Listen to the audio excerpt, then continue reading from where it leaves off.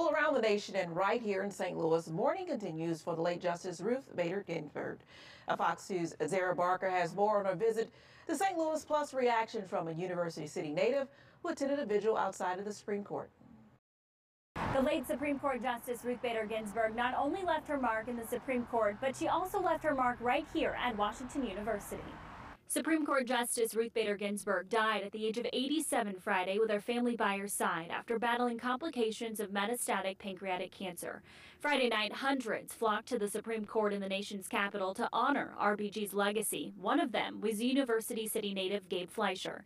He moved to Washington, D.C. a few weeks ago to attend Georgetown University. So I was at a Rosh Hashanah dinner with some family friends when I first heard the news, and I kind of saw the news alerts on my phone. And I just recently moved here to D.C., so it kind of immediately I kind of knew that I assumed a lot of people would be gathering at the Supreme Court building. So I raced over, took an Uber over the Supreme Court building, and just wanted to be able to cover as much as possible. His 50,000 subscribers for his daily political newsletter, Wake Up to Politics, got a glimpse of these images and videos he took Friday night.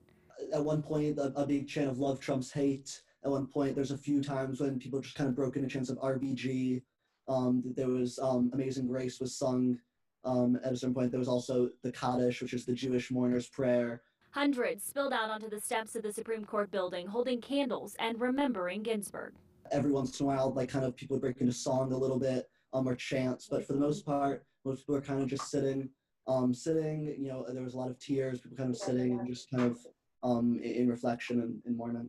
Fleischer says nearly everyone was wearing a mask and keeping their distance, all while mourning the loss of the second female justice. And there were a few people that commented on that, said, you know, I've been pretty much just isolating for months and months, but people told me when they saw the news, they felt they needed to be mourning kind of collectively. Her legacy stretches past the Supreme Court and can also be felt in St. Louis. She visited Washington University in 1979 and 2001. The university says her visits helped the conversations of equality all around campus during those times.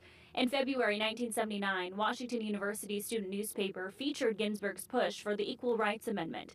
The university says she spent time talking to staff, students, and giving public lectures when she visited. In total, Ginsburg served 27 years on the Supreme Court. Outside Washington University, Zara Barker, Fox 2 News. Well, health experts say every 2 minutes somewhere in the world, a child is diagnosed with cancer. And the St. Baldrick's Foundation is on a mission to help raise funds for life-saving childhood cancer research. Fox News' Jeff Bernthal joins us live from downtown St. Louis to tell us more about a virtual event taking place today. Jeff? Yeah, good morning, Kelly. It had to go virtual this year due to COVID-19. We're talking about a tradition that's very well known, very popular here in the St. Louis area and really all over the country. We showed you some of the St. Louis area events in the past. Volunteers agreeing to have their heads shaved, and their family and friends agree to sponsor them, making donations that help fund much-needed childhood cancer research. According to the St. Baldrick's Foundation, they have provided more than $300 million in childhood cancer research grants since 2005.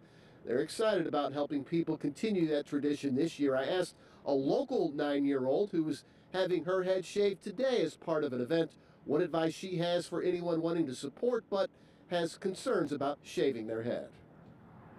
There's no need to be scared. It'll be okay. It grows back, and by doing this, you are helping people with cancer. So children like Hava are an inspiration to everybody because, you know, if they can do it, we can all do it, right? I'm shaving my head because I've had 2 friends that have died of childhood cancer, and I want to make sure that some kids who are in the same situation have even more of a chance to grow up than they already have. And again, this event later today taking place virtually. People who are participating, getting to see each other, getting to connect with researchers and even families that this money could eventually help. Reporting live from downtown, Jeff Bernthal, Fox 2 News. Well, is your face mask up to the task of stopping COVID-19? Well, we'll show you a test to find out. Don't miss our conversation with a local expert coming up next.